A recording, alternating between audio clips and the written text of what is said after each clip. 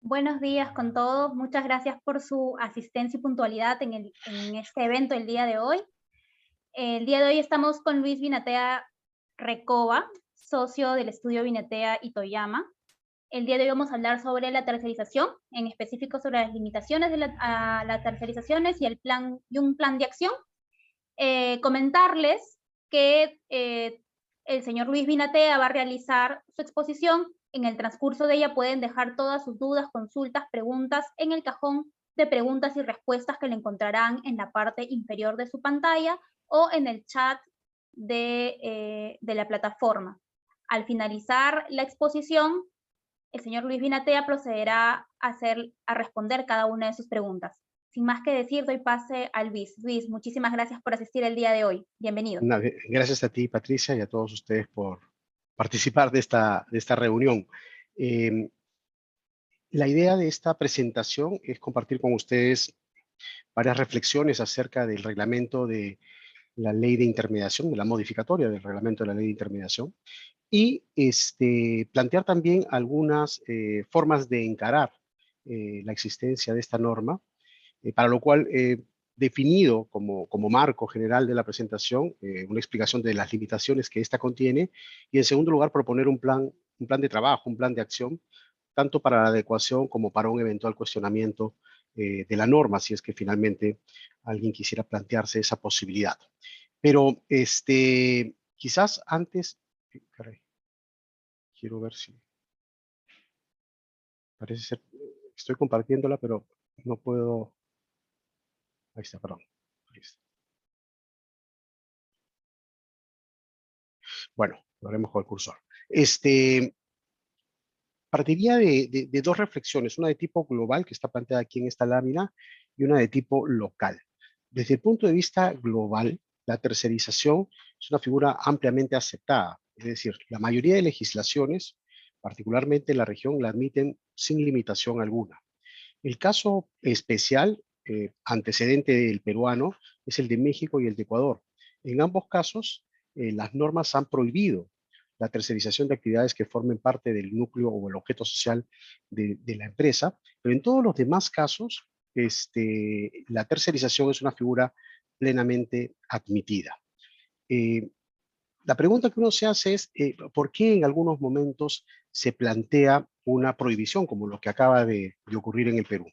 Creo que básicamente es porque pueden existir signos de uso indebido de la figura de la tercerización o problemas, percepciones asociadas a una inequidad, porque finalmente lo que ocurre con una tercerización, particularmente si esta tiene desplazamiento, es que dos grupos de trabajadores que realizan actividades similares pueden ver que las retribuciones o los beneficios que reciben son diferentes. Pero claramente se trata de percepciones y no siempre estas figuras, tanto el fraude como esta sensación de desigualdad, están presentes. En cualquiera de los casos, la idea de reprimir estas conductas mediante una prohibición no resulta ser la figura o la alternativa más conveniente. De hecho, la Organización Internacional del Trabajo, cuando analiza este problema, para eso ha habido obviamente varias reuniones internacionales en las que se ha hecho el análisis correspondiente, ha concluido que la mejor fórmula no es prohibir la figura, sino más bien establecer mecanismos de regulación más o menos intensos que garanticen que los trabajadores que son objeto de un desplazamiento en el marco de una tercerización o de una contrata no se vean expuestos a supuestos de fraude o que en todo caso se garantice la percepción de sus derechos. Nosotros en el caso peruano, a raíz de la emisión de este decreto supremo, hemos optado por la fórmula más complicada de todas, que es prohibir la actividad nuclear. Esto acá equivale más o menos a lo siguiente, ¿no? Que de pronto verifiquemos que en el país hay un alto índice de delincuencia y para eliminarla, entonces prohibimos que la gente salga a la calle. O vemos que el tráfico es muy complicado en nuestro país, dado que estamos en una reunión de gente vinculada al sector automotriz, y como el tráfico es muy complicado y la gente no respeta las normas, entonces prohibimos que los autos particulares salgan a la calle. Evidentemente, el efecto de esa prohibición va a ser seguramente que el tráfico mejorará y la delincuencia disminuirá, ¿no? Pero en el camino lo que ha pasado es que se han afectado muchas libertades, ¿no? La libertad de tránsito, la libertad de simplemente transitar o salir a la calle, ¿no? De manera que esas afectaciones no son deseables para la solución de un problema que puede ser objeto de regulación. De hecho, tanto la delincuencia como el tráfico y por supuesto la tercerización son situaciones que pueden ser perfectamente encaradas a través de la regulación y eso es lo que se hace en el mundo, ¿no? Entonces, desde un punto de vista global, como decía, la fórmula más conveniente, la que menos afectaciones de derechos trae, es la regulación. Nosotros en el Perú hemos optado por una fórmula de prohibición y esto ha respondido, ya hablando ahora sí del panorama local, a una decisión que ha sido claramente falta de reflexión, ¿no? En el mes de enero, el Ministerio de Trabajo, la ministra de Trabajo convocó en el Consejo Nacional de Trabajo a empleadores y trabajadores con la idea de retomar el diálogo tripartito.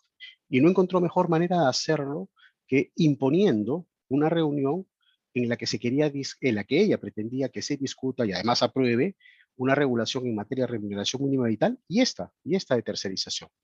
Las organizaciones de empleadores y de trabajadores le hicieron ver a la ministra que esa no era la forma de hacerlo, porque si se trataba de un diálogo tripartito, la idea era proponer los temas para que estos se aprueben en conjunto y luego se pase a la discusión.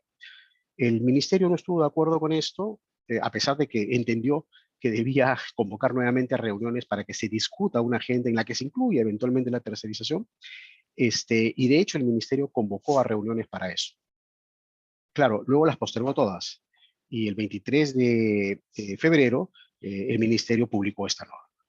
Es decir, a pesar de que el ministerio era consciente de que este era un tema en el que se debía dialogar, seguramente para encontrar fórmulas inteligentes vía regulación para hacerle frente a este problema que el ministerio detectaba como muy serio, optó, digamos, autoritariamente por sacar la norma sin ningún tipo de reflexión y hoy día tenemos un problema muy complejo porque la norma afecta transversalmente a todos los sectores. Hoy día vamos a concentrarnos un poco en el sector automotriz, pero esta norma afecta a sectores que aportan de manera importante al PBI. Por ejemplo, el sector minero, que aporta prácticamente el 10% de los ingresos del PBI, está afectado transversalmente, ¿no? El sector de servicios públicos, sin duda alguna, el sector financiero, claramente, el sector construcción, qué duda cabe. Es decir, todos los sectores tienen en mayor o menor medida una afectación importante y no ha habido en el análisis, o mejor dicho, para la emisión de esta norma, un análisis que haya ponderado adecuadamente el impacto que esto iba a tener. Yo, en lo personal, creo que más allá de las afectaciones a los derechos y a las libertades, lo que va a traer esta norma es un trasvase importante de personas del sector formal al informal.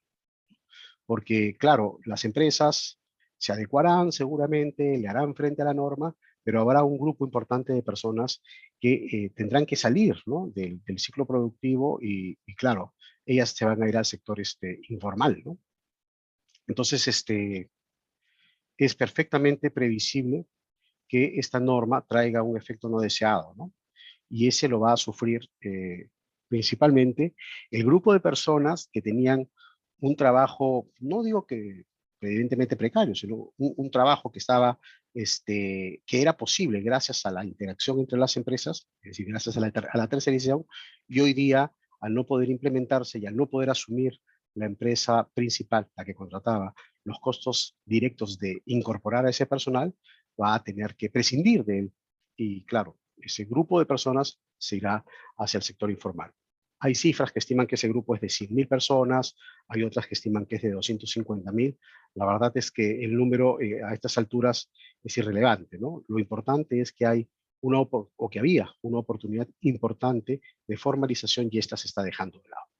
Bueno, entonces, desde el punto de vista local, la norma no ha merecido la reflexión que tenía y desde un punto de vista político, también en el ámbito local, habría que considerar que por primera vez el Ministerio de Trabajo ha tenido un rol muy activo, yo diría que casi personal por parte de la ministra, y ha logrado imponer una norma como esta, a pesar de la renuencia, ¿no? de la PCM y del Ministerio de Economía y Finanzas, lo que hace prever que esa actitud o esa percepción de empoderamiento que puede tener la ministra de Trabajo hace difícil prever una modificatoria de esta norma en el corto plazo. De hecho, hace poco se ha presentado un proyecto de ley que busca la derogatoria del reglamento, pero ese proyecto de ley ya pasó a la Comisión de Trabajo y en la Comisión de Trabajo hay una posición mayoritaria en contra de normas como la que se acaba de proponer. Me refiero a la derogatoria, lo que significa que el reglamento solamente podrá ser modificado por una iniciativa del propio Ejecutivo, liderada por la ministra, que no lo va a hacer, o eventualmente por un proceso judicial. Ahora ya hablaremos de eso. Entonces, no pareciera haber en el corto plazo señales de que esta norma vaya a cambiar. Por lo tanto, hay que asumir que en principio hay que hacerle frente a ella y o bien cuestionarla legalmente, judicialmente, o bien adecuarse a ella. Y esta presentación analiza esto segundo, ¿no? Cómo adecuarse a la norma. Entonces, lo primero, quizás explicar qué cosa significa la actividad de los contratistas y cómo está dividida, ¿no? Desde un punto de vista, digamos, descriptivo, los servicios de los contratistas pueden ser internos o externos. Los externos son los más sencillos, ¿no? Simplemente realizo o encargo a un tercero la realización de una actividad determinada y esta se lleva a cabo sin desplazamiento. Por ejemplo, si yo necesito hacer el alineamiento de un auto, de la dirección de un auto, en lugar de hacerlo yo dentro de la empresa, se lo encargo a un tercero, ¿no? Y envío el auto a las instalaciones de ese tercero para que haga el alineamiento y posteriormente me lo entrega, ¿no? Sobre todo cuando hay ese alineamiento tan sofisticado que hay hoy día para los autos. O pues le encargo el arreglo del equipo de aire acondicionado, ¿no? Esa actividad es una tercerización externa que no supone desplazamiento. Y al no suponer desplazamiento, no tiene ningún efecto laboral en el marco de la tercerización, ¿ya? El problema está con las tercerizaciones internas, que son las que implican un servicio con desplazamiento de personal. Es decir, la empresa principal contrata a un tercero para que le brinde un servicio que puede estar constituido por la mera provisión de mano de obra o por la prestación efectiva de un servicio. Si se trata de lo primero, es decir, la mera provisión de mano de obra, estamos ante la figura de la intermediación. Ejemplos concretos: casos de suplencia para los supuestos accidentales, ¿no? Casos de limpieza, por ejemplo, casos de vigilancia, mensajería, que están regulados por una norma que en términos generales lo que hace es prohibir la mera provisión de personas salvo situaciones excepcionales. Esa es la intermediación. Cuando ustedes contratan a una empresa de limpieza o cuando ustedes contratan a una empresa de vigilancia o a una de mensajería, por ejemplo, están en el marco de la intermediación. La tercerización implica ya un servicio. No estamos hablando de la provisión de mano de obra, sino de la prestación de un servicio concreto. Y esta empresa, que normalmente está especializada en la prestación de ese servicio, lo hace porque tiene un nivel de especialización en la realización de esa actividad. Por ejemplo, si yo contrato a una empresa de contabilidad, una empresa que me brinda servicios contables, no es que me dé personas para que yo las dirija y les pida que hagan la contabilidad, es que yo contrato con esa firma para que me lleve la contabilidad de la empresa e incluso me destaque una persona, pero esa persona actúa con un nivel de autonomía porque la empresa misma es autónoma. Por ejemplo, imaginemos que yo contrato a una empresa de servicios contables muy importante que tiene como su actividad principal brindarle esos servicios a muchísimas empresas. Entonces, en este supuesto, que es el de tercerización, yo tengo la evidencia de que la empresa está especializada, que es autónoma y que desplaza personal no para que yo lo dirija, sino que desplaza personal para que cumpla con la prestación del servicio que fue contratado. Este supuesto, el de la tercerización, es el que principalmente está siendo objeto de este reglamento. Los cambios que ha traído este reglamento son bien importantes porque básicamente lo que ha establecido es que vía el reconocimiento de que se pueden tercerizar actividades principales, cosa que ya estaba establecida en nuestro ordenamiento, lo que ha hecho es limitarlas y ha señalado que está prohibida, perdón, la tercerización de actividades nucleares cuando hay destaque de personal. Fíjense ustedes, Si yo tengo una actividad nuclear, como puede ser, por ejemplo, las actividades vinculadas al taller, ¿no? La actividad principal, ¿no? Pues una de las actividades a las que principalmente se dedica el negocio automotriz, ¿no? Y esa actividad que es nuclear, la estoy tercerizando con una empresa que me pone un equipo de mecánicos para llevar adelante esta actividad. La norma me está diciendo, no la puedes hacer, no la puedes llevar a cabo. De hecho, está prohibida porque se trata de una actividad principal para ti y en segundo lugar implica destaque.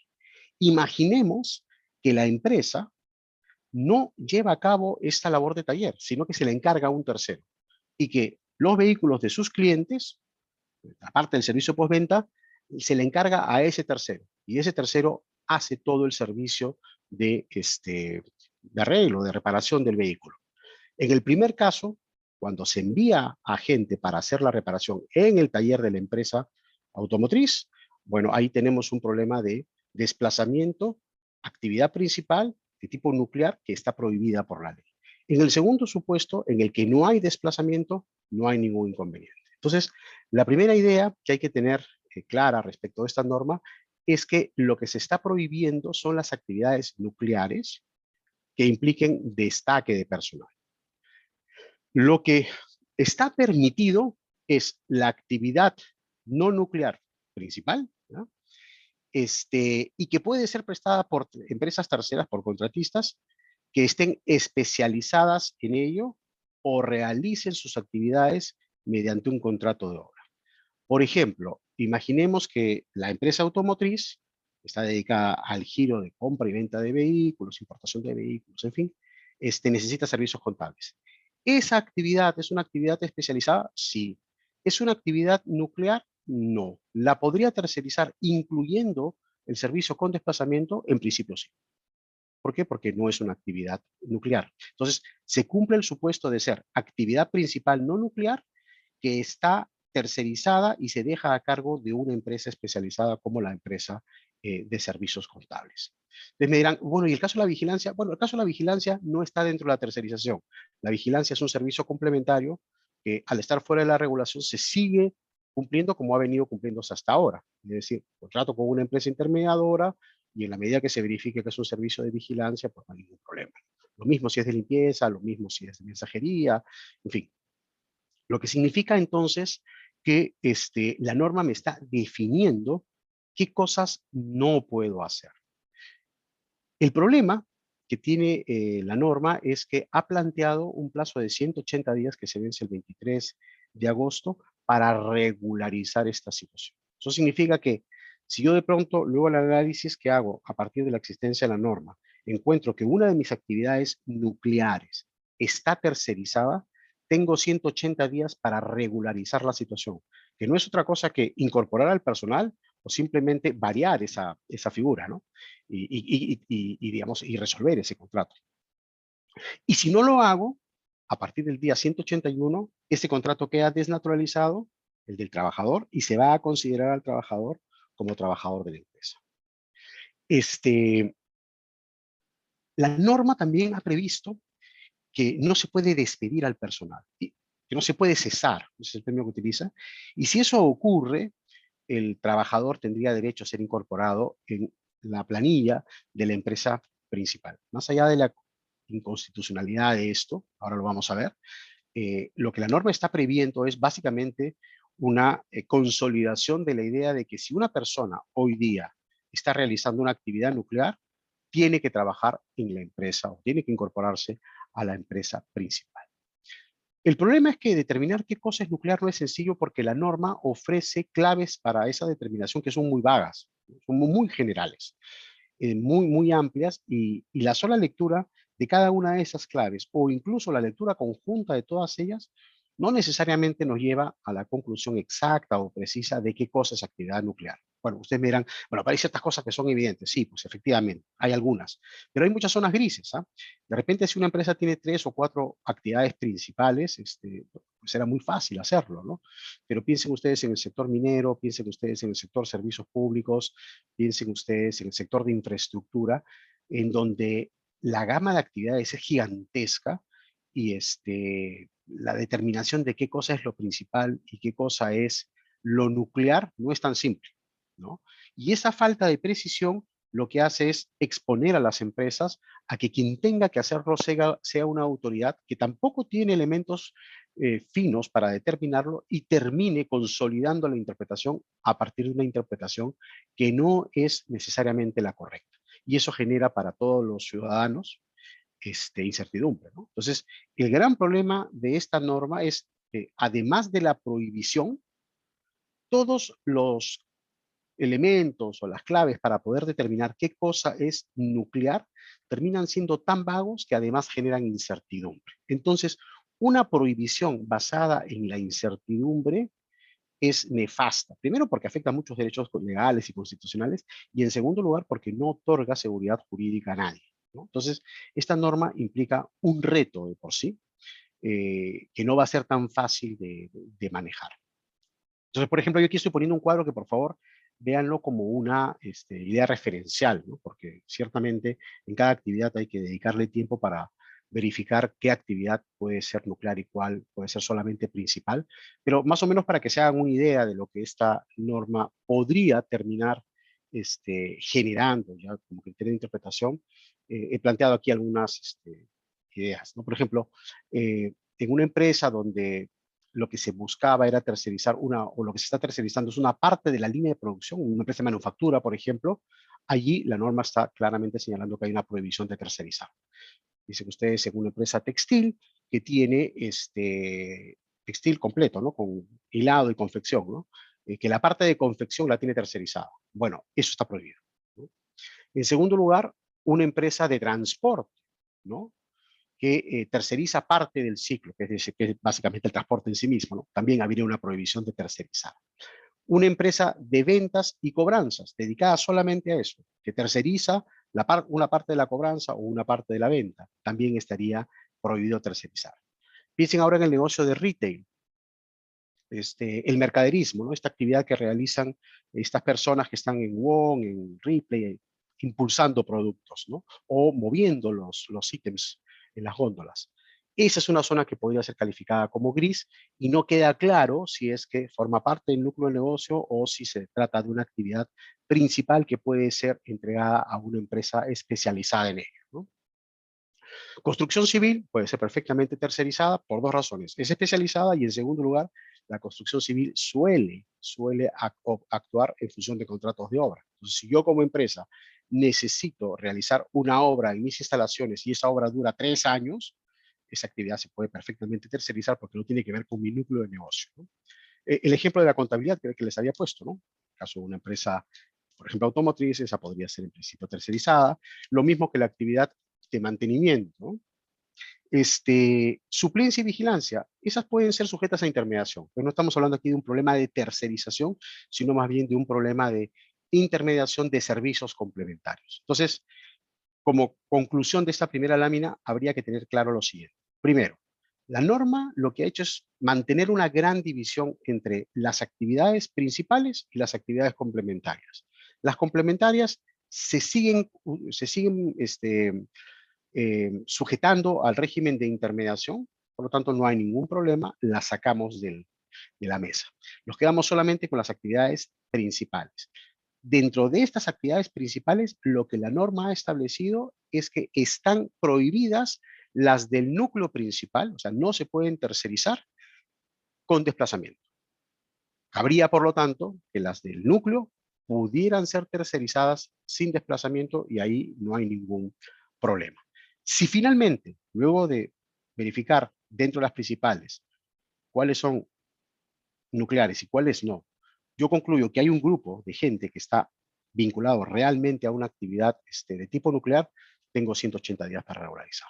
Y tengo que regularizar siguiendo los criterios que están planteados aquí en esta lámina, ¿no? Verificar el objeto social, verificar si es que esa actividad es la que me identifica a mí como empresa frente a los clientes, si es que hay dentro de esa actividad algún elemento diferenciador en el mercado, si es que de pronto hay alguna actividad que está vinculada con el valor añadido, un elemento diferenciador de mi servicio, que me da una posición, digamos, prevalente en el mercado, este, eh, o si tengo alguna información adicional que confirma que el giro principal de mi negocio es, no sé, la venta de vehículos, ¿no?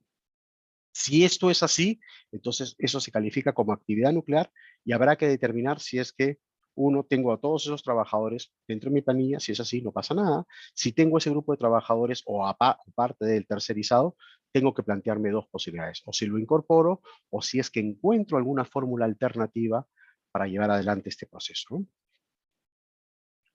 Entonces, lo que nos está finalmente llevando a hacer la norma es a establecer este criterio que acabo de explicar, ¿no? Separo a todo lo que es desplazamiento externo, es decir, todo lo que implica tercerización sin desplazamiento, para finalmente concluir que ese grupo de personas no está en la norma y no me ofrece ningún problema.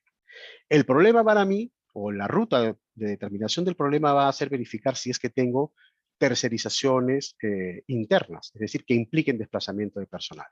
Si las tengo y están en el contexto de intermediación, no hay problema, son complementarias, salen de la mesa de problemas, ¿no? Y si esas tercerizaciones, ya hecha la separación de las actividades complementarias, implican parte del núcleo del negocio, pues tengo que hacer una evaluación concreta de ellas. Y si las actividades especializadas o de obras, finalmente implican o no un desplazamiento, también haré el mismo tratamiento, ¿no? Es decir, si no implican desplazamiento, no pasa nada. Si implican el desplazamiento, tengo que ver si es que efectivamente se trata de actividades especializadas, actividades que no forman parte del núcleo del negocio, y las verificaré, las chequearé para ver si es que puedo continuar con ellas o no. Entonces, este cuadrito a mí me parece que es una buena síntesis de lo que acabo de explicar. Yo tendría que, en primer lugar, a través de esta idea de círculos concéntricos, ¿no? Verificar primero qué cosa es el core de las operaciones. Si esa actividad de operaciones está perfectamente identificada, yo tengo que concluir que esa no se puede tercerizar, de acuerdo con la norma, ¿no? Por ejemplo, luego tengo que ver las actividades que sí son posibles de tercerizar, es decir, todas las actividades principales no nucleares. Por ejemplo, aquí he puesto logística y mantenimiento, como un ejemplo, ¿no? Y bueno, esas sí las podría tercerizar y por lo tanto tendré que verificar si esos contratos están bien hechos, si es que hay alguna cosa que ajustar o revisar. Y luego tengo que ver si es que tengo actividades complementarias, es decir, actividades que no son principales. Y si las tengo, bueno, esas deberían estar sujetas a contratos de intermediación, no debería haber ningún problema con esto, pero igual vale la pena que en un contexto como este se haga una revisión de ellas, ¿no? Entonces, digamos, intentando simplificar el problema, un esquema como este puede ser de mucha ayuda para determinar el inicio de un plan de trabajo, ¿no? Entonces, uno dirá, bueno, hecho lo anterior, habría entonces que ponerse a trabajar de inmediato y ver si es que hay tercerizaciones o no. Sí, eso es correcto, pero creo que también es una oportunidad para hacerse algunas otras preguntas, ¿no? Aquí las estoy planteando, ¿no? Por ejemplo, hay que tratar de medir cuál es el impacto, ¿no? O sea, si finalmente tengo actividades nucleares que están tercerizadas y voy a tener que incorporar al personal, bueno, hay que ver qué cosa significa eso, ¿no? ¿Cuánto cuesta? ¿Qué tipo de actividades son? Por ejemplo, hacerse preguntas como, ¿estas actividades las puedo sujetar a trabajo remoto? ¿Esas actividades las podría llevar a cabo sin desplazamiento? Es decir, la norma, más allá de todas las complicaciones que trae, también puede ser una oportunidad para reflexionar acerca de lo que tengo. Primera cuestión. La segunda, la norma rige desde hoy en adelante y podría haber un pasado, ¿no? Es decir, muchas de estas actividades que hoy día tengo tercerizadas podrían estar siendo mal tercerizadas desde hace mucho tiempo, y no porque sean nucleares, que esa prohibición recién existe desde ahora, sino porque a lo mejor todo el personal que estaba trabajando en mi actividad nuclear era personal que estaba subordinado a mí. Hace una semana, por ejemplo, estaba conversando con una empresa dedicada al almacenaje, un gran almacén, tiene como 400 personas que trabajan en el almacén y parte del manipuleo de todos los bienes de ese almacén eran realizados por 200 personas provistas por una empresa. Una tercera que se dedicaba al manipuleo de material de almacén, que resulta que es la actividad principal. Entonces, hoy día esa empresa está considerando o está evaluando qué hace con esas 200 personas. El problema es que esas 200 personas vienen haciendo esta actividad desde hace 3 años, en promedio. Entonces, hay una mochila, ¿no? Y esas 300 personas, por supuesto que estaban subordinadas a la empresa principal, ¿no? Entonces, es cierto, yo los puedo incorporar desde ahora, pero también tendría que estar preparado para que esas personas, respecto del pasado, me planteen algún tipo de reclamo, ¿no? Podría ser que me pidan pues incorporación en planillas desde hace 3 años, o si soy una empresa que paga utilidades, que las pague desde hace 3 años. En fin, hay una serie de consideraciones que mirar y que la oportunidad se presenta como importante para ello. No sé si las empresas en las que ustedes están tienen sindicatos, alguna probablemente sí, pero si los hubiera, habría que también mirar cuál es el impacto de esto con el sindicato, ¿no? Y ver si es que es un sindicato que puede apoyar el proceso o puede ser un opositor del mismo, ¿no? En fin, es una evaluación que creo que hay que hacer. Por ejemplo, en actividades como la actividad minera, como la actividad de manufactura o la de servicios públicos, esta es una variable muy complicada. Este, Luego, por ejemplo, en actividades complejas, de tipo extractivo, como pueden ser las de servicios públicos o las de tipo minero, hay impactos que se transfieren hasta la propia comunidad, ¿no? No sé si ustedes lo saben, pero por ejemplo en el sector minero, buena parte del trabajo de limpieza de carreteras dentro de la propia mina e incluso trabajo de movimiento de tierras o varios trabajos que se realizan en las distintas etapas del ciclo productivo y de explotación de una mina son llevadas a cabo por personas que viven en la misma comunidad.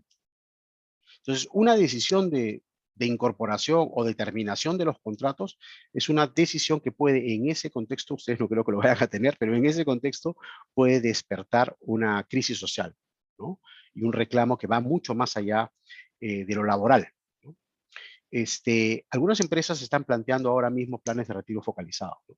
Y bueno, ya que la norma está aquí, habrá que ver quiénes están a punto de jubilarse y plantearse esquemas de mejora pues, importantes y luego mirar, pues, problemas de reputación, problemas de impactos internos que, dependiendo de la magnitud de la empresa y de la exposición mediática que tenga, habría que considerar, ¿no? Perdón.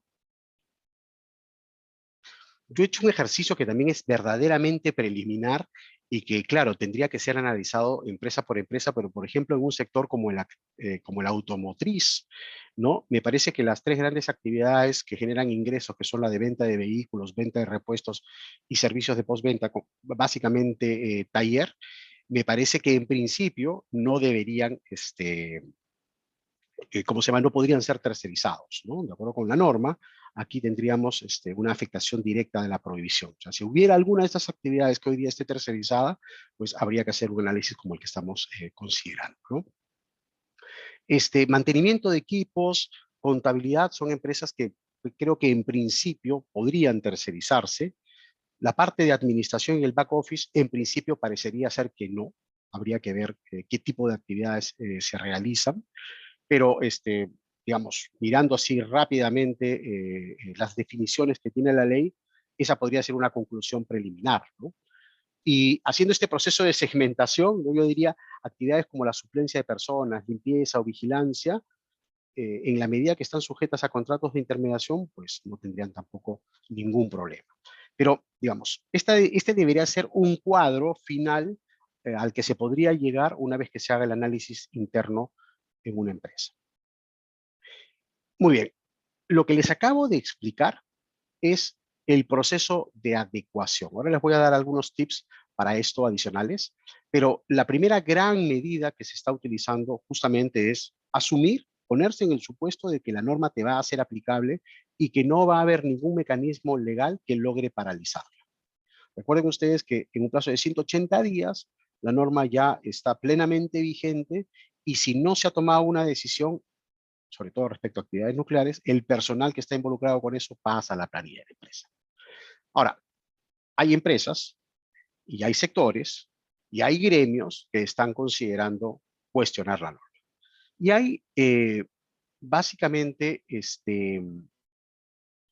un set de tareas que se están realizando en el mercado hoy día, ¿no? La primera es evaluar que se planteen cuestionamientos a la norma a través de juicios o procedimientos administrativos que busquen inaplicar la norma. Ahora les voy a explicar eso. La segunda es mirar todo el proceso productivo y externalizar actividades, como les había dicho. La tercera es revisar la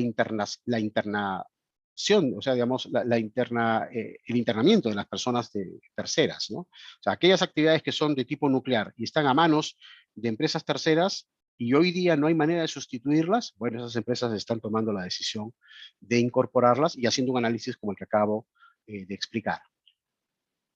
Otras, en adición a lo anterior, están evaluando cambios en las figuras contractuales, están viendo si los contratos que tienen son contratos que pueden variarse para que se adecúen mejor a la ley.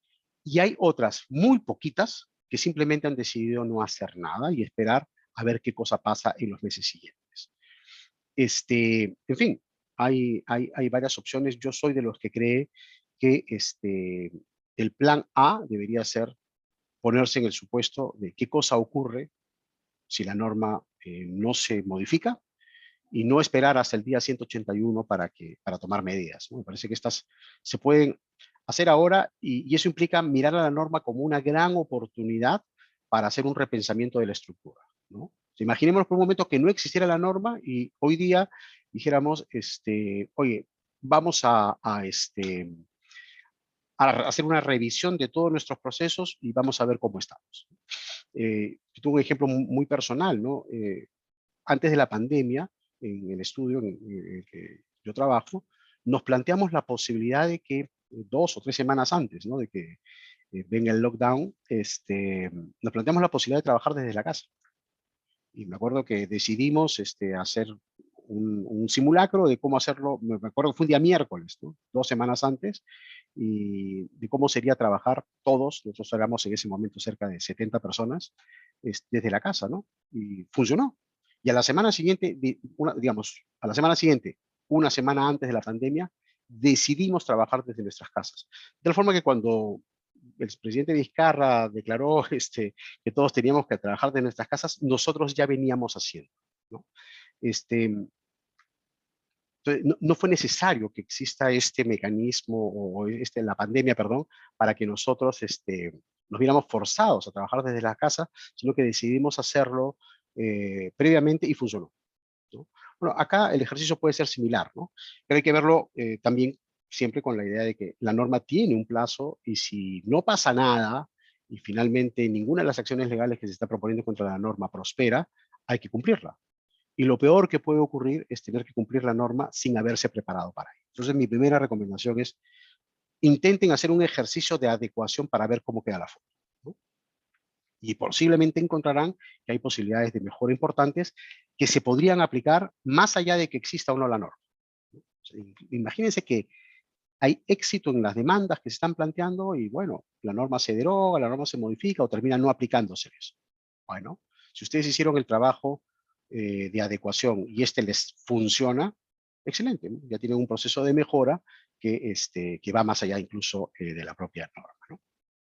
Muy bien. Entonces, si ustedes hacen un proceso de adecuación, ese proceso de adecuación no va a ser incompatible con acciones legales que ustedes podrían proponer o que podrían ser propuestas por algunas otras organizaciones. Les explico esto. ¿Qué cosas están haciendo las empresas desde el punto de vista legal? Un grupo de ellas, en sectores como el minero, en sectores como servicios públicos, sector financiero, algunas de manufactura y otras de actividades principales prestadas por contratistas hacia empresas principales, están planteando demandas de amparo. ¿Por qué? Porque se trata de una demanda que es muy fácil de comprender. En segundo lugar, porque es una demanda que tutela derechos constitucionales y porque es una demanda que además puede generar la obtención de una medida cautelar más o menos pronto, ¿no? Y, y esta medida, la de la acción de amparo, es importante porque es un mecanismo judicial destinado a cuestionar la legalidad y la constitucionalidad del decreto supremo. En este caso, el decreto supremo es uno cuestionable jurídicamente porque afecta a la libertad de empresa, es decir, le impide a las empresas organizarse y decidir cómo se provee los servicios que necesita.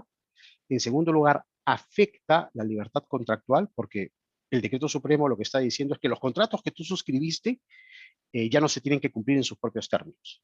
Y no solamente eso, sino que además te prohíbe seguir contratando de esa manera. Entonces, hay una afectación de tu libertad contractual. Eso en el caso de las empresas que contratan a contratistas, ¿no? En tercer lugar, las reglas de determinación del núcleo, de la actividad nuclear, son tan imprecisas que generan incertidumbre y afectan lo que se conoce como la tipicidad. Es decir, si alguien te va a prohibir algo, tiene que especificarte exactamente qué cosa es lo que te prohíbe.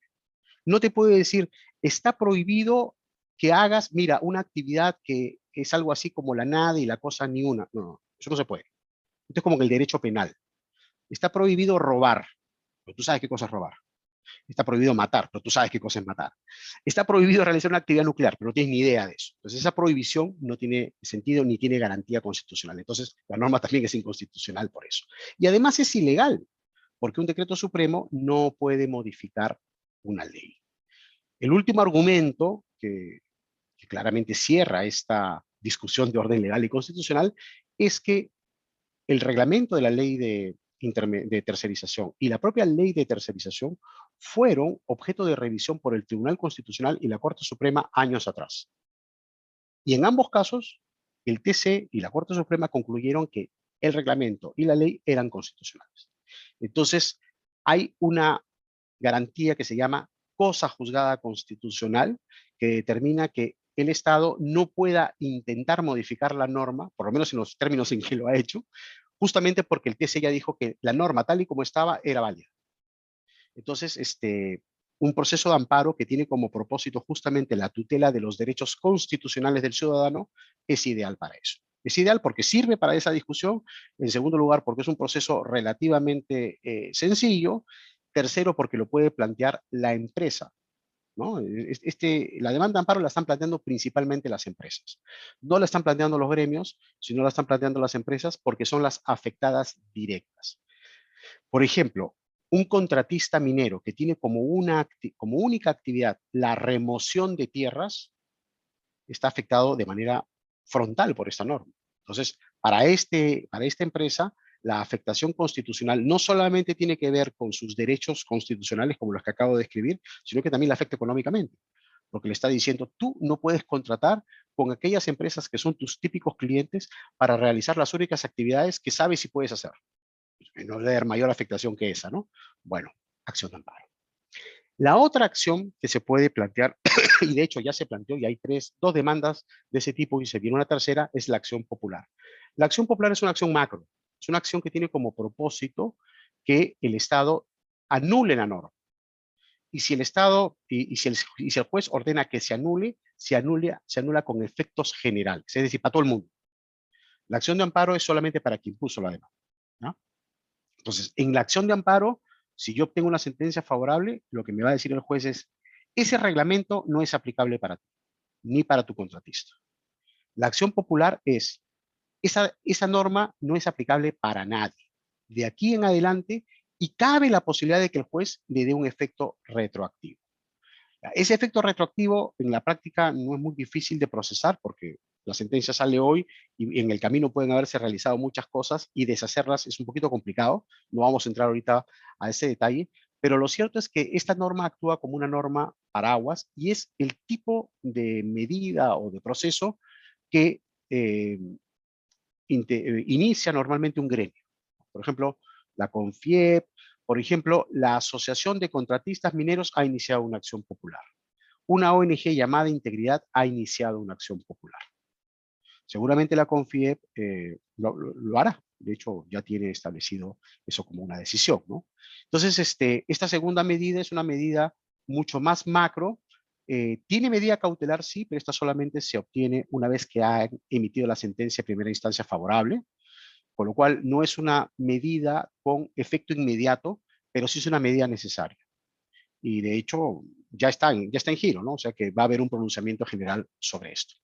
Y la tercera es una fórmula un poquito más sofisticada, que se llama denuncia por barrera burocrática. Es una denuncia que se sujeta a la competencia del INDECOPI y que tiene como propósito determinar la ilegalidad de la norma y además la irracionalidad económica de esta. Este decreto supremo tiene las dos cosas, es ilegal y además es irracional. Y la Comisión de Barreras Burocráticas del INDECOPI podría declarar esta norma como ilegal e irracional. Si la declara como ilegal, es aplicable para todos. Si la declara como irracional económicamente, es aplicable solamente para quien puso la denuncia. En la medida que se trata de una vía más administrativa, está sujeta probablemente un poco más a cierto grado de intervención del Ejecutivo, ¿no? Cosa que no ocurre con la popular y la de amparo, que están sujetas al órgano judicial, ¿no? Al Poder Judicial. Pero, en fin, son opciones. Hay empresas que están considerando, y de hecho ya iniciaron el proceso de barreras burocráticas, pero son muy pocas, y normalmente están vinculadas con operaciones o actividades un poco más sofisticadas. Yo tengo la impresión de que si empresas que no tienen ese nivel de sofisticación deciden plantear algún reclamo, lo harán normalmente por la vía del amparo, y la discusión macro estará iniciada por los gremios, básicamente con FIEP, agrupaciones particulares como ONGs y gremios más puntuales, ¿no? Como en este caso el de los contratistas. Muy bien, ya para concluir, yo sugería o decía que iba a haber aquí un plan de trabajo. Bueno, ese plan tiene 4 o 5 etapas, ¿no? El primero es identificar las actividades nucleares, lo que les expliqué hace un momento. Luego, evaluar el impacto de la norma, ¿no? Porque una vez que se determine que hay una actividad nuclear, hay que verificar si es que hay que incorporarla o no. Y si se incorpora, bueno, cuánto costará y qué efectos en el largo o mediano plazo puede tener esto, ¿no? Tercero, hay que evaluar si es que hay acciones para reducir el impacto, todo este esquema de demandas que acabo de explicar. Si finalmente se termina decidiendo que se va a internalizar, hay que hacer un proceso de evaluación de costos, hay que mirar cuál va a ser la presión social derivada de esto, porque no es solamente la incorporación y el costo de aquí en adelante. Podría ser que hacia atrás hay alguna historia de desnaturalización que no está cubierta por la norma y que nosotros sabemos que existe. O sea, hay empresas que tienen tercerizaciones que están desnaturalizadas desde hace 10 años y que ya tienen procesos de desnaturalización existentes. Y sale esta norma. Entonces esas empresas se van a ver frente a una doble disyuntiva. Uno, ¿cómo cumplo la norma? Y en segundo lugar, ¿qué impacto tiene respecto de todos esos reclamos que ya tengo vigentes esta decisión de cumplir la norma? Y luego hay todo un plan de acción después del 22 de agosto, ¿no? Una vez que entre en vigencia la norma, habrá que visualizar qué cosas hay que considerar para ese momento, ¿no? Aquí hay un cuadrito que, que puede servir como plan de trabajo. Me parece que habría que, en primer lugar, pensar en formar un equipo de trabajo, luego hacer un mapeo, ¿no? Un mapeo de todas las actividades que hay en la empresa y verificar cuáles de ellas están siendo tercerizadas para ver hasta qué punto estas están sujetas o no a la norma, ¿no? Y respecto de ellas, hacer lo que típicamente se hace en estos casos, que es un análisis de riesgos legales y económicos, ¿no? Ahí yo suelo utilizar un semáforo, ¿no? Le pongo actividad que está en rojo, la actividad que está en amarillo, la actividad que está en verde, ¿no? Luego, analizar las opciones que hay respecto de esto. Seguramente internamente va a haber que aprobar un plan de trabajo para ello y comenzar a implementarlo y luego proceder a desarrollar un sistema de comunicación, ¿no? Es bien importante que todo esto se comunique y se envíen las señales claras, ¿no? Una de las detalles más importantes aquí es ver la manera de hacer participar en este plan y no perder la comunicación con los propios contratistas, ¿no? O sea, los contratistas también tienen un interés que tutelar y son parte integrante de nuestro proceso. Por lo tanto, la coordinación con ellos se convierte en fundamental. Y hacer todas estas tareas sin perder de vista que afuera de nuestra empresa están ocurriendo también cosas, ¿no? O sea, en el mercado están pasando cosas. Entonces, yo, por ejemplo, como abogado, estoy trabajando con muchos sectores y cuando tengo una reunión con algunas empresas del sector financiero, lo primero que dicen, ¿qué cosas están haciendo en el sector minero? ¿Qué están haciendo en el sector construcción? ¿Qué están haciendo tal otro? Y toda esa información la van considerando para ir tomando decisiones, ¿no? Por ejemplo, algunas empresas, cuando salió la norma, decidieron, del sector minero, decidieron no plantear ninguna demanda porque resulta que las normas del sector minero reconocen la posibilidad de tercerización y dijeron, esa garantía normativa a mí me basta y yo no voy a hacer nada. Claro, a la semana siguiente se comenzaron a dar cuenta que ya habían empresas del propio sector que estaban planteando demandas y que los demás sectores lo estaban haciendo. A la semana siguiente ya cambiaron su decisión y dijeron vamos a evaluar y a la tercera semana ya están planteando demandas. Entonces, el mirar el entorno, el mirar lo que está pasando alrededor es fundamental para también nutrir esa información como para tomar decisiones y todas están muy atentas a lo que se viene haciendo a nivel de gremios para cuestionar la norma y eventualmente para saber qué está pasando en el Congreso, qué está pasando en el Ejecutivo. Con esto concluyo. Creo que este es uno de estos casos, o hemos llegado a un punto, perdón, hemos llegado a un punto en donde los problemas de una empresa no se solucionan con estrategias y ajustes exclusivamente a nivel empresarial. Evidentemente, todos estos planteamientos de desarrollo estratégico que tienen como propósito lidiar con la competencia, por supuesto que son importantes y por supuesto que son indispensables. Lo que pasa es que en este momento ya no pueden ser los únicos. En este momento tienen que alternarse con planes de interacción con el entorno, porque el entorno, el actual, está muy movido. Al presidente le acaban de desestimar una vacancia, eso fortalece al Ejecutivo. La ministra de Trabajo es una persona que ha consolidado su posición y algunos la vocean incluso como próxima presidenta del Consejo de Ministros. Eso significa que el ambiente laboral podría ser un poquito más turbulento del que tenemos hoy. ¿Eso hace las actividades empresariales inviables? No, por supuesto que no, pero sí las obliga a estar mirando sus planes permanentemente para ver cómo se adecúan a ellos. Y con esto termino la presentación y les agradezco muchísimo su atención y quedo, por supuesto, atento a cualquier pregunta que quisieran hacer. Gracias. Muchas gracias, Luis. Ha sido Voy a... súper interesante. Coméntame. No, digo, si podemos... puedo dejar de compartir, ¿no? Sí, claro que sí. Gracias. Ya, ahí está. A ver, hemos tenido bastantes preguntas el día de hoy, porque claro, es un tema que es un poco que nos genera pues a todos un poco de controversia, un poco de preocupación, ¿no? Vamos con la primera pregunta, ¿te parece? Sí, la primera pregunta es: ¿el servicio brindado por una empresa que implica la preparación de un vehículo antes de ser entregado al cliente se podría tercerizar? De primera impresión me parece que sí, ¿no? Porque finalmente esa preparación tiene que ver con temas más asociados a limpieza, cuidado del vehículo, y creo que eso no... O sea, si yo tuviera que hacer una división y optar por definir si es nuclear o no, me suena a que esto podría ser una actividad, ni siquiera principal, una actividad complementaria, ¿no? No la veo como principal porque no siento que sea hiper especializada, pero podría ser una empresa de limpieza. Hay empresas, por ejemplo, hay empresas de limpieza que hoy día están especializadas en sectores. Por ejemplo, limpieza de hospitales, limpieza de colegios, limpieza de laboratorios, ahora que hemos tenido este entorno de pandemia, ¿no? Entonces, ese nivel de especialización sí puede ser focalizado en un sector, ¿no? Entonces, de pronto, una empresa del sector limpieza podría encontrar aquí una oportunidad de brindar servicios, no a la empresa donde está José Fernández, que es quien hace la pregunta, sino a muchas empresas del sector, ¿no?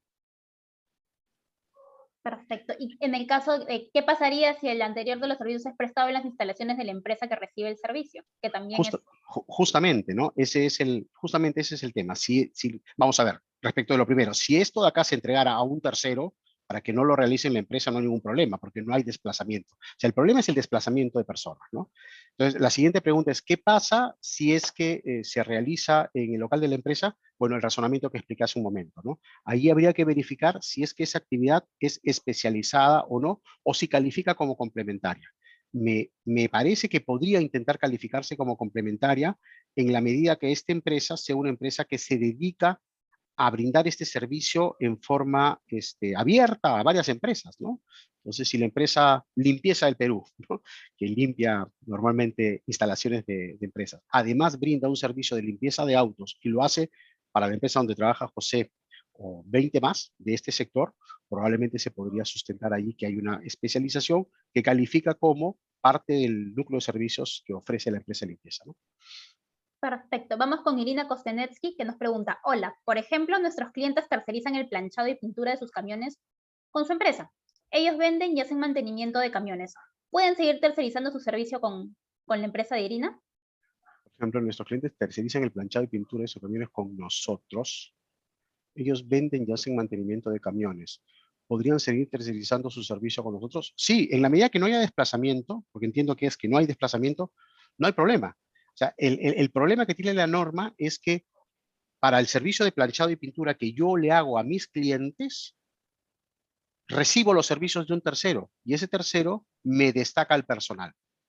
Yo creo que ahí sí va a haber un problema porque la actividad de planchado y pintura forma parte del core de la reparación del vehículo.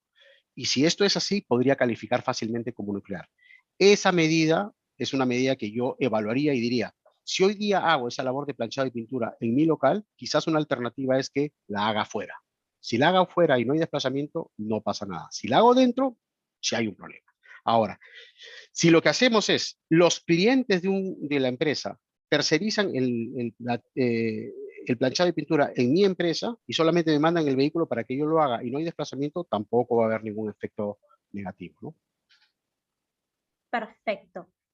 Vamos con la siguiente pregunta. En el taller, si una empresa brinda servicios de mantenimiento preventivos y correctivo de unidades, pero contrata una empresa especializada en planchado y pintura para atender siniestros, realizándose los trabajos en el local de la propia empresa, ¿puede considerarse parte de la actividad nuclear? Sí, yo creo que sí, ¿no? O sea, esta distinción entre mantenimiento preventivo y correctivo, este, como argumento para distinguirlo del planchado y la pintura, yo no soy especialista en cuestiones automotrices, pero me suena a que va a ser bien difícil explicarle a un inspector de trabajo que esto no forma parte del mantenimiento o de la reparación de un vehículo. Si se trata solamente de la parte preventiva, habría que tener un discurso muy bien hecho como para señalar que esto es,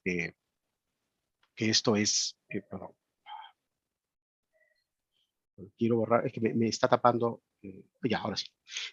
Habría que hacer una explicación muy sólida para explicar que esa actividad de planchado y pintura no forma parte del set de servicios que ofrece la empresa, ¿no? Me parece que si finalmente lo incorporan es porque lo están prestando. Y si lo están prestando, forma parte de los servicios de un taller, ¿no? Me parece que en principio podría calificar como actividad nuclear, ¿no? Correcto. Rocío Arevalo nos consulta, si se trata de un taller como una de las actividades principales, ¿el servicio de lavado de autos en mis instalaciones puede encajar? No, yo creo que eso puede calificar como complementario, ¿no? Porque es un servicio de limpieza, ¿no? Sí. Perfecto. José Fernández nos consulta nuevamente, establecer un contrato de arrendamiento con la empresa que se terceriza dentro de mi local, ¿se está configurando el servicio con desplazamiento? A ver, esa pregunta es buena y tiene truco, ¿no? Porque teóricamente el contrato de alquiler lo que haría es independizar la idea de desplazamiento porque finalmente se está realizando la tarea que brinda esta empresa tercerizadora en un lugar delimitado por el contrato de arrendamiento. Entonces, tú dirías, no hay desplazamiento. Ahí la clave no es si se está brindando un servicio tercerizado, sino si hay desplazamiento o no. Yo creo que si ese lugar alquilado es un lugar que se maneja autónomamente, es decir, que es perfectamente diferenciado y que es identificado además como el lugar donde se realizan las actividades de esta empresa tercerizadora, en principio no debería haber desplazamiento, ¿no? Pero habrá que ver las circunstancias de eso, porque si se trata solamente del alquiler del espacio, es perfectamente posible que un juez o que un inspector diga, no, esta figura es más o menos una especie como de fraude, ¿no? Se está solamente incluyendo dentro de la foto el contrato de alquiler para romper la idea de que hay desplazamiento, pero aquí pareciera ser que más bien hay lo otro, ¿no? Yo, por ejemplo, imaginemos que eh, si se trata de un taller, perdón, que establece un contrato de arrendamiento, yo miraría primero cuál es la actividad, ¿no? Imaginemos que esa actividad que se está tercerizando es una altamente especializada, pero altamente especializada, qué sé yo, vinculada con la electrónica del auto, qué sé yo. Imaginemos que hacemos esto me estoy inventando, ¿eh? Con Bosch, ¿no? Bosch pone ahí esta instalación y le brinda un servicio como este a muchas empresas, en su local y en otro lado, ¿no? Ahí podría sustentarse la especialidad y además fortalecerse con la idea del contrato de arrendamiento. Pero el solo contrato de arrendamiento no me parece que baste para poder diferenciar un servicio del otro, ¿no? Perfecto, gracias Luis. Tenemos un taller de servicios donde se manejan varias líneas de negocio, mecánica general, de mantenimiento preventivo, auxilio mecánico, reparación de planchado, fibra y pintura. La actividad de planchado, fibra y pintura, por ser diferente, especializado, ¿es una actividad nuclear? Yo creería que sí, ¿no? Tenemos taller de servicios donde se manejan varias líneas de negocio, ¿no? Mecánica general, ¿no? De mantenimiento preventivo y correctivo, auxilio mecánico, reparación de planchado, fibra y pintura, ¿no? La verdad es que ahí me temo que eso va a ser calificado como una actividad principal, ¿no? Y como una actividad, perdón, nuclear, ¿no? Perfecto. Luego nos consulta Nelly Román. Los servicios de Perdón, inmatriculación. Dime. perdón, en esta misma pregunta que es la de Sergio Valdivieso hay una tercera, ¿no? Que dice, dentro del área de servicios Correcto. cuenta también con un área de preparación de vehículos nuevos. Esto acá ya lo respondí a la pregunta de José Fernández, ¿no? Esa, por ejemplo, Correcto. creo que se podría considerar como parte de un servicio de limpieza o de aprestamiento que a lo mejor se puede proveer con una empresa de servicios complementarios. Nelly Román nos consulta. ¿Los servicios de inmatriculación pueden ser tercerizados? Me imagino que eso es obtención de placas, ¿no? Correcto. Sí, sí, sí, completamente. No Buen veo día. problema. El servicio de lavado para la entrega de autos y o para la entrega de los autos después de Yala, mantenimiento, yala, yala, yala, yala. Ya la contestamos. A ver, acá tenemos en el chat también que nos han dejado varias consultas. Sí, mira, en una empresa, esto es interesante porque cuando uno mira la estructura de negocio, ¿no?, de una empresa del sector automotriz, fíjense, ¿no? Una empresa dedicada a la venta de vehículos, venta de repuestos y servicios del taller, la actividad de lavado de vehículos se puede tercerizar, por supuesto que se puede tercerizar, ¿ya? Y además yo creo que se le encargaría a una empresa de servicios complementarios, más bien, ¿ya? Pero fíjense, este es un criterio interesante, ¿no? Porque el sector automotriz tiene en principio tres grandes líneas de negocio, ¿no? La venta de vehículos, que entiendo es la que mayor ingreso genera. En segundo lugar, la venta de repuestos, que también genera ingresos, pero con un porcentaje mucho menor que el de la venta. Y los servicios de taller, que también. Entonces, claro, la venta de vehículos es la actividad principal, o sea, vender el vehículo, ¿no? Pero una actividad que le aporta mucho valor al concesionario es el servicio de taller. Ese servicio de postventa que es el que, como dicen en el sector, es el responsable de la compra del segundo auto, ¿no? Porque cuando tú sientes que el taller es tremendamente efectivo y mantiene el valor de tu auto, tú te quedas, digamos, conectado con esa marca, ¿no? Y vas a seguir comprando autos de la misma marca. Ese factor, por ejemplo, es el que a mí me hace pensar que el servicio de taller constituye una actividad principal. Entonces, ahí, una vez que se ha concluido que la actividad de taller es la actividad principal, hay que ver si es nuclear. Yo creo que sí. Y dentro de esto habrá que ver qué cositas pueden ser separadas, consideradas a pesar de ser principales como no nucleares. La de lavado, por supuesto que no lo es, así que yo la saco y no hay ningún problema, pero podría haber alguna actividad particular que no necesariamente, no necesariamente, que se pueda sacar del concepto de actividad nuclear.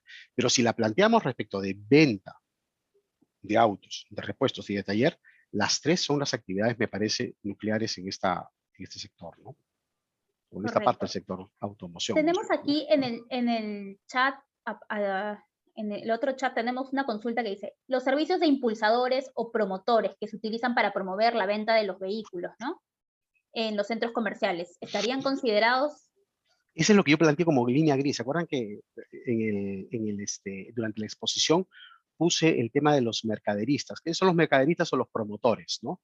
Yo ahí no estoy tan seguro de que sean actividad principal o actividad nuclear, ¿no? Creo que sí forman parte de la actividad principal y podría haber, dependiendo de las circunstancias, espacio para calificarlas como principales no nucleares, ¿no? Porque finalmente esa actividad de promoción es como un impulso a la venta, ¿no? Y esto le puede ser entregado a empresas que están verdaderamente especializadas en eso. O sea, yo conozco 2 o 3 empresas que hacen este trabajo y no hay otros más en el mercado que sean capaces de hacerlo, mira, con los niveles y con los estándares que ellos utilizan. Entonces, en principio diría que es posible pensar, que por lo menos me lo plantearía como una opción, ¿no? No estoy en posición de decirte ahorita si eso es nuclear o no. Me gustaría analizarlo un poquito más de detalle, pero en principio sí es un tema gris. Aquí hay otra pregunta que me gusta y que quisiera responder, si me lo permites, Por Patricia, que supuesto, es claro que sí. hecha por Joaquín Oliar, que dice, ¿el transporte de vehículos nuevos entre sedes o redes de concesionarios realizado por una empresa se puede realizar por una empresa tercera? Sí, ¿no? Yo creo que sí, por 2 razones. Primero es que no creo que haya desplazamiento ahí, y en segundo lugar porque la empresa automotriz no se dedica al transporte de vehículos, ¿no? O sea, logística de entrada o de salida es una actividad que puede ser tercerizada, y además hay empresas que están especializadas en ello, ¿no? O sea, tienen inversiones hechas, por ejemplo, los camiones estos tipos cigüeña, ¿no?, que se utilizan para el transporte de los vehículos, no los compra normalmente el importador de autos y menos aún el concesionario, ¿no? Acá tengo una pregunta que considero te va a ser bastante interesante. Dice, si hay desplazamiento, pero la empresa tercerizadora paga alquiler por el espacio que está ocupando, Es la misma ¿puede que hizo ser, hace un rato, es la misma pregunta que puede hizo ser hace una un salida? rato. No, bueno, este, hay que tener cuidado con esa salida. Solamente si, si ese espacio ocupado por la empresa viene acompañado de un nivel de especialización, de elementos que acrediten la especialización y la necesidad de estar ahí para brindar ese servicio especializado, va a servir. Si no, yo creo que un inspector lo consideraría como un factor que busca disfrazar un poquito la actividad principal. Esa pregunta me parece que ya la había hecho José Fernández. Sí, José fue. Entonces, Paola, a ver, tenemos acá una que es un poco va por otro lado. Si se decide incorporar al personal de la empresa contratista a la planilla de la empresa, y tenemos empresa contratista que en su planilla está el dueño y parte de su familia, esposa, hijas, etcétera. ¿Qué pasa? ¿Estamos obligados a tomar también a ese personal? A ver, perdóname, quiero leer la pregunta. ¿Quién ha hecho la pregunta? Está en el chat, no está en la caja En el de chat. preguntas y respuestas, sí. Ok. Entonces, ¿puedes repetírmela, por favor, que no entendí muy bien? A ver, dice, si se decide incorporar al personal de la contratista, la planilla de la empresa, tenemos empresas contratistas que en su planilla está el dueño y parte de su familia, esposa, hijos, etcétera. ¿Estaríamos obligados a tomar también a ese personal? Wow, ese es un ¿La norma no problema. permite una evaluación del personal que se va a incorporar de la empresa? Sí, yo creo que ese es... La norma no es que lo permita, la norma no supone un supuesto tan especial como ese, pero esa es una de las razones por las cuales yo decía, tienen que estar en contacto con la empresa tercerizadora, ¿no? Porque, claro, ahí hay dos problemas. El primero, la razón por la cual el dueño y sus familiares están en la planilla de esa empresa es porque seguramente quieren dar algún tipo de cobertura social o eventualmente son trabajadores, pero que manejan esto desde una perspectiva claramente empresarial autónoma, que en este caso no se mantendrá por efecto de la norma, ¿no? Entonces, por esa razón es que creo que hay que sentarse con el contratista ya en este periodo para aplicar la norma y para, digamos, decidir esta incorporación y, y acordar con la empresa que solamente sea el personal que es el que le añade valor realmente a la empresa que va a incorporar o sea, la empresa principal que va a incorporar al personal de la contratista, ¿no? Si no se hace durante ese lapso, lo que puede ocurrir y no se obtiene una medida cautelar o una solución judicial, lo que va a ocurrir es que transcurrido el día 180, por efecto de la desnaturalización que implica la norma, esas personas dueñas y sus hijos van a terminar siendo trabajadores de la empresa principal, lo cual no tiene ningún sentido, ¿no? Entonces yo creo que esta es una buena razón para encarar el problema desde ahorita y ponerse a trabajar para llegar a un acuerdo y decir, ya, ok, de estas 30 personas van a ingresar solamente 25 porque hay 5 que son familiares o dueños y no tienen razón de que ingresen a la compañía, ¿no? En el caso de, por ejemplo, en un grupo que tiene varias empresas que representan a diferentes marcas, pero tiene un back office centralizado de contabilidad, finanzas, tesorería, logísticas, etc. En la empresa corporativa y las empresas de cada marca se concentran en vender unidades, repuestos y servicios. ¿Esas actividades de back office pueden ser tercerizadas? Sí, claro que pueden ser tercerizadas, pero hay dos formas de hacerlo, ¿ya? La primera, si ese back office es un servicio que se presenta sin desplazamiento, no hay problema. O sea, esa estructura es una estructura que se usa aquí y en otros sectores, y es, tengo una empresa que brinda servicios de back office a empresas que están vinculadas, ¿no? Por ejemplo, el servicio de back office se ofrece a la empresa concesionaria, ¿no? O a varias concesionarias. Y las concesionarias tienen su propio servicio, su propio personal que vende y su propio personal para el taller, ¿no? Entonces, eh, la empresa de back office, que es la empresa A, digamos, le brinda el servicio de administración a las otras empresas, pero imaginemos que sin desplazamiento. Si lo hace de esa forma, no hay problema. Si por ahí un día o dos le envía a la gente para que haga una verificación y qué sé yo, y está por debajo de los 52 días que durante un semestre señala la ley, tampoco va a haber desplazamiento. Y como dije, si no hay desplazamiento, no hay problema. Si En esta este empresa, caso, para hacer una acotación, indican que estas actividades de back office se realizan en su mayoría a través de trabajo remoto. por eso, pues, entonces no hay desplazamiento, ¿no? Si no Correcto. lo hay, entonces no había problema. El problema se presenta si este servicio de back office implica desplazamiento. Si eso ocurre, ahí hay un problema, ¿no? Imaginemos que ese servicio de back office además se instale, ¿no? O sea, que la empresa que brinda el servicio de back office se instale en el local de las empresas a las que presta servicios. Allí vas a tener un problema porque quien vaya a fiscalizar esto va a ver ambas actividades juntas. Entonces las podría interpretar como una sola y como actividad nuclear, ¿no? Pero si estamos hablando de un servicio hecho desde afuera, externo plenamente, no, no encaja dentro de la ley. Perfecto. Me parece que ya todas las demás preguntas son muy similares o preguntan sobre servicios muy específicos. Preguntan sobre el PDI, que en la cadena, por ejemplo, vamos con la de Muy bien. Angelo Parodi, que dice, Angelo Parodi. en la cadena de comercialización hay empresa cuyo core es la importación y comercialización mayorista de vehículos a concesionarios. Antes de su venta, todos los autos importados pasan por un proceso logístico, PDI. Incluye revisiones mecánicas, accesorización, revisión de checklist de calidad y seguridad, etc. ¿Esta actividad se puede considerar como una actividad especializada? Hay que ver dónde se realiza, ¿no? Nuevamente, yo creo que sí, es especializada, ¿no?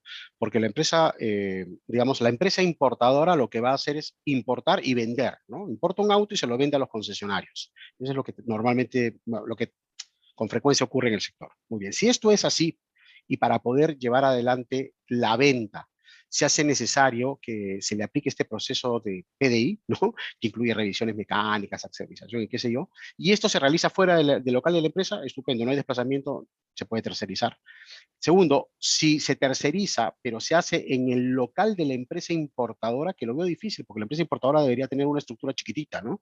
Pero si eso es así, habría que ver si es especializado. Me suena a que sí, porque la actividad principal de una es la actividad, es la compra y venta, pero yo este es un caso en donde trataría de que esa labor se haga fuera, para que no haya pues ningún tipo de, para que no haya riesgos, ¿no? Perfecto.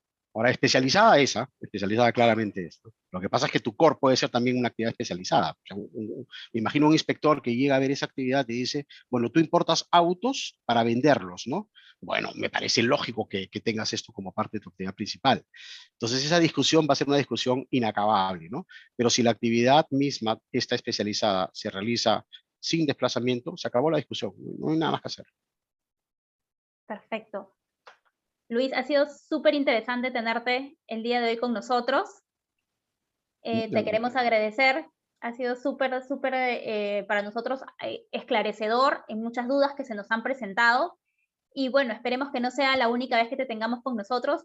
Esperemos que para temas un poco menos complicados, un poco menos, que no tengan tantas zonas grises, y poder volver a tenerte con nosotros y con nuestros asociados, que estoy seguro que están muy contentos con todas las Ah, respuestas que nos has dado. bueno, yo les agradezco a todos ustedes por las preguntas, por su presencia. Créanme que cuando me tengo que meter estas cosas, aprendo un montón de ustedes, así que yo soy el más agradecido. Que tengan un buen día.